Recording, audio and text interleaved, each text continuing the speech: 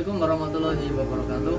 Pada kesempatan siang hari ini kita akan podcast tentang konsep tauhid menurut Ahlus Sunnah wal Jamaah. Kita sendiri kan tahu ya, di dalam konsep ketuhanan di Islam itu ada Ahlus Sunnah wal Jamaah, terus ada Mu'tazilah, ada Syiah. Nah, kalau konsep tauhid menurut Ahlus Sunnah wal Jamaah itu sebenarnya seperti apa? Konsep Ahlus Sunnah wal Jamaah. Sebenarnya konsep Ahlus Sunnah wal Jamaah di sini itu kita jelaskan secara kebahasan dulu ya. Ahlus Sunnah, ahlul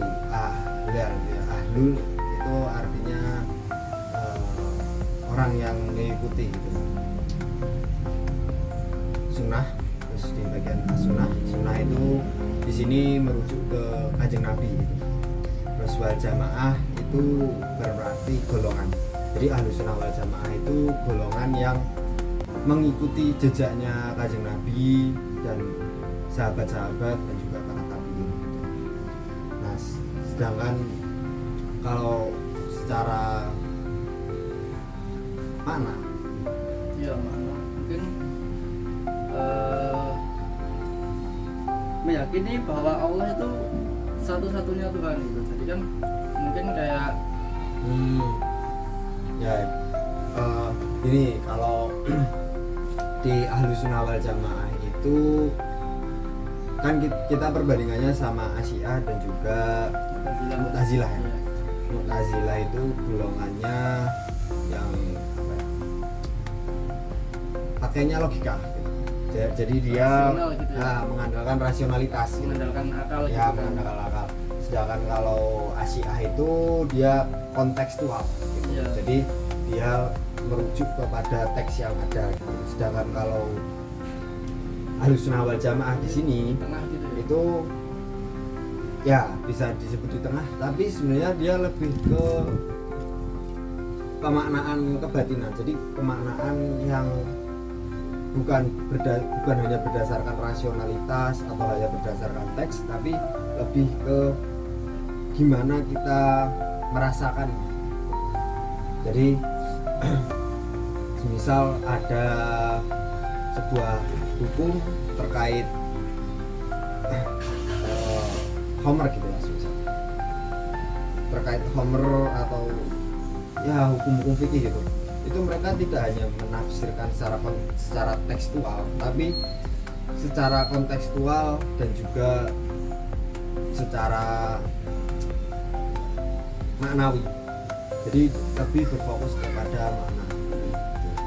Jadi semisal kayak mungkin bisa kita ambil contoh lagi ke pemaknaan sifat-sifat Allah gitu. Mungkin kalau di Mu'tazilah ya, di Mu'tazilah itu pemaknaan seperti itu ditiadakan. Ya. Kalau di Syiah itu dia pemaknaan secara tekstual. Jadi semisal penggambaran tangan, berarti ya sudah penggambaran tangan itu secara tekstual. Sedangkan kalau di Ahlus Sunnah wal Jamaah penggambaran terkait tangan atau mungkin melihat itu bukan secara tekstual, bukan sesuatu yang menyerupai makhluk. Jadi melihat yang dimaksud di Ahlus Sunnah wal Jamaah secara penafsiran mereka itu bukan melihat seperti kita manusia melihat, seperti makhluk-makhluk yang melihat, tapi melihat dengan konteksnya Allah sendiri yang kita nggak bisa menafsirkan gitu. Kayak cuman Allah yang tahu gitu kan. Nah, Zat dia itu cuman Allah yang tahu gitu ya. Jadi tidak tergambarkan oleh akal manusia. Ya. Gitu. Visualisasi manusia mungkin nggak bisa sampai situ gitu kan. Cuman Ya betul. Allah aja yang tahu gitu kan. Ya cuma Allah yang bisa menafsirkan apa itu maksudnya. Semakin menarik ya topik pembicaraan pada siang hari ini. Selanjutnya untuk pertanyaan ketiga sendiri, bagaimana sebenarnya pandangan Ahlus Sunnah wal Jamaah mengenai konsep takdir ya, mungkin lebih qada dan qadar ya. Itu seperti apa? Ya. Kalau di Ahlus Sunnah wal Jamaah sendiri itu mereka mempercayai bahwa usaha itu penting. Ya. Jadi gini, konsep takdir itu, takdir Allah itu bukan sesuatu yang linear jadi bukan terus hidup mati Iya. cuman gitu aja enggak, atau mungkin soal jodoh gitu, ketemu jodohnya di garis itu cuma ada satu linear gitu enggak, tapi takdir Allah itu semacam kayak pohon gitu. Jadi bercabang ya, takdir inti kayak yang di masalah rezeki, jodoh, Gitu ya. kematian itu pokok bagian utamanya itu bu'e ya bahasanya itu. Nah, batang utamanya itu. Nah, tapi bagaimana kita bisa mencapai di sana, mencapai di batang utamanya itu kan juga ada banyak ranting-rantingnya, Iya. ada banyak percabangannya gitu. Tapi tujuannya tetap bakal ke arah yang Iya. sana, bakal ketemu yang namanya jodoh. Tapi jodoh di sini itu bukan terus satu orang saja gitu, tapi ada berbagai macam gitu. Jadi kalau dari Ahlussunnah wal Jamaah itu rezeki itu bisa aja kamu dapat yang sangat melimpah, bisa saja dapat yang sangat sedikit. Itu juga tergantung dari usahamu. Jadi seberapa besar usahamu, seberapa banyak kamu ikhtiar, doa. Topik kali ini semakin menarik ya. Kita akan melanjutkan dengan pertanyaan yang kedua. Menurut Mas Bagas sendiri, bagaimana Ahlussunnah wal Jamaah itu memahami sifat-sifat Allah? Tadi kan kita topik sebelumnya kan kita bisa menyimpulkan bahwa yang tahu sifat Allah itu kan cuma Allah sendiri. Nah, itu bagaimana kok Ahlussunnah wal Jamaah itu memahami sifat-sifat Allah, sedangkan kalau menurut Ahlussunnah wal Jamaah sendiri sifat-sifat Allah itu yang tahu cuma Allah sendiri, itu bagaimana? Jadi gini, Ahlussunnah wal Jamaah itu memahami tapi dengan batas-batas tertentu. Jadi pemaknaannya itu bukan dimaknai sampai bersih, tapi juga tidak secara tekstual saja. Kalau mungkin di Khawarij Ya, Mu'tazilah ya. di Mu'tazilah itu mereka penafsiran berdasarkan logika secara kritis, sedangkan kalau di Ahlussunnah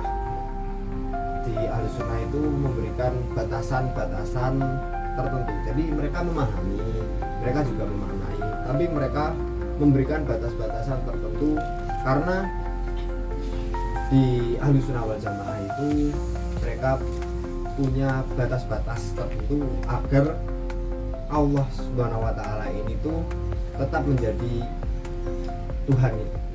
Karena yang namanya Tuhan Allah Subhanahu wa taala itu kan esa, tidak seperti makhluknya, tidak menyerupai makhluknya gitu.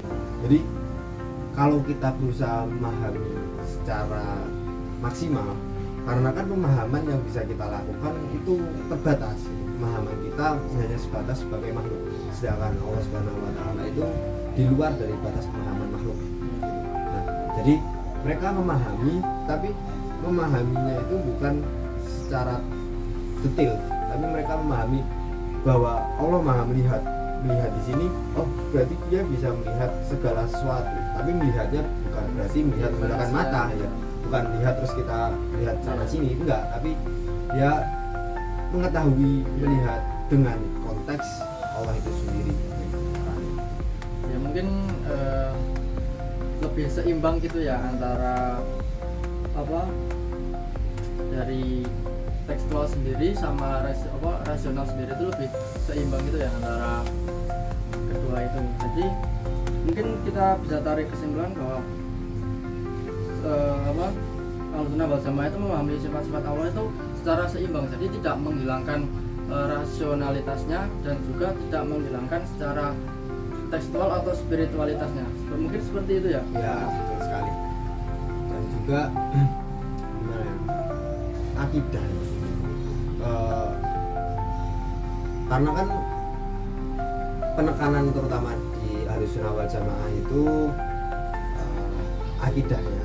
Jadi karena yang namanya kalau kita pahami sendiri akidah itu kan berarti memahami keagamaan gitu, apa memahami konteks keimanan, ketuhanan gitu. Jadi kita nggak bisa terus menafsirkan Tuhan gitu. Karena Tuhan itu kalau ditafsirkan secara oleh manusia malah nanti hasilnya tertutup gitu. Tapi juga kalau terlalu terbuka juga malah nanti hasilnya nggak jelas gitu.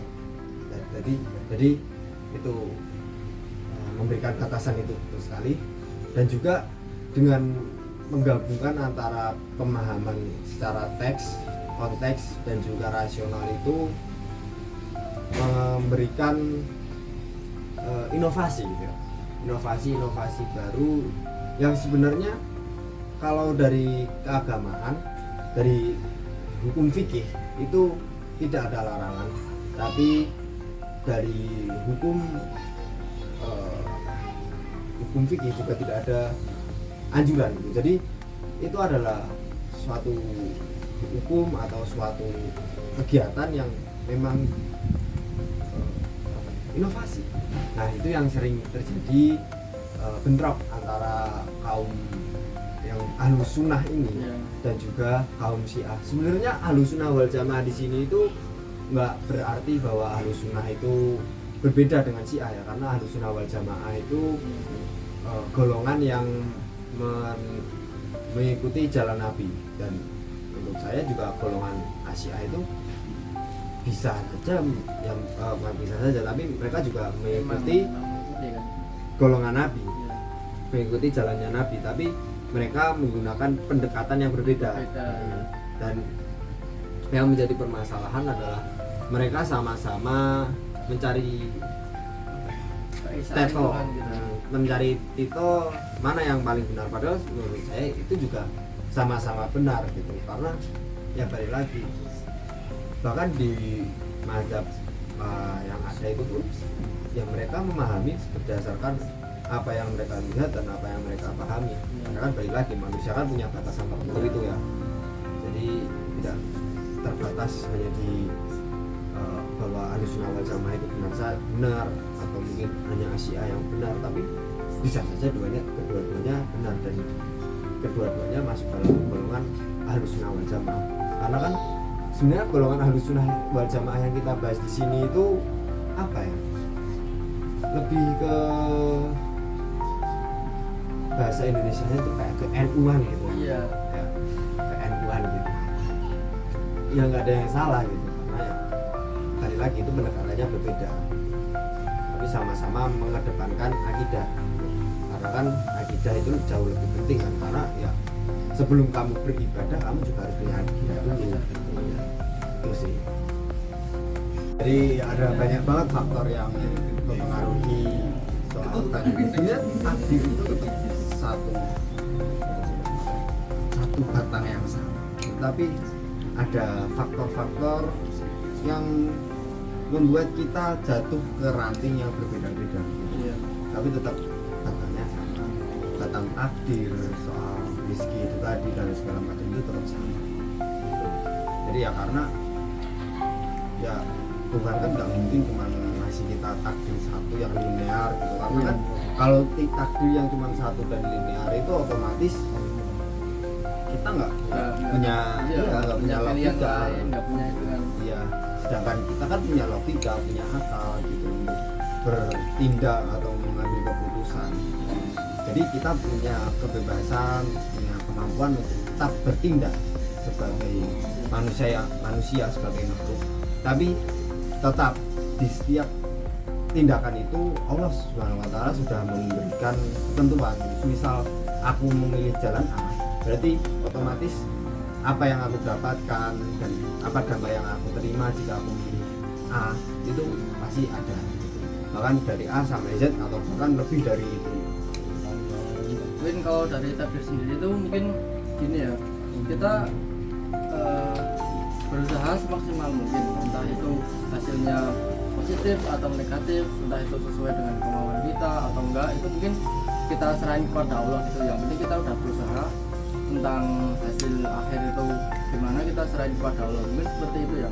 Ya. Oke, untuk pertanyaan selanjutnya, bagaimana peran akal dalam memahami sifat-sifat Allah menurut Ahlus Sunnah wal Jamaah? Nah, kalau di Ahlus Sunnah wal Jamaah sendiri itu mereka menggunakan akal, tapi mereka memberikan batasan. Karena gini, Allah itu adalah maha kuasa kan? Jadi paham mengetahui semuanya itu di luar jangkauan kita. Sedangkan kalau kita melogikakan ketuhanan, melogikakan Tuhan, itu otomatis Allah Subhanahu wa taala menjadi sebuah objek yang tertutup. Karena yang namanya logika manusia atau akal manusia itu ya terbatas. Karena ya balik lagi kita kan makhluk. Jadi kita memiliki batasan-batasan tertentu gitu.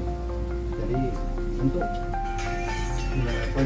konsep ketuhanan menggunakan akal itu kita gunakan sebagai pembantu di sini untuk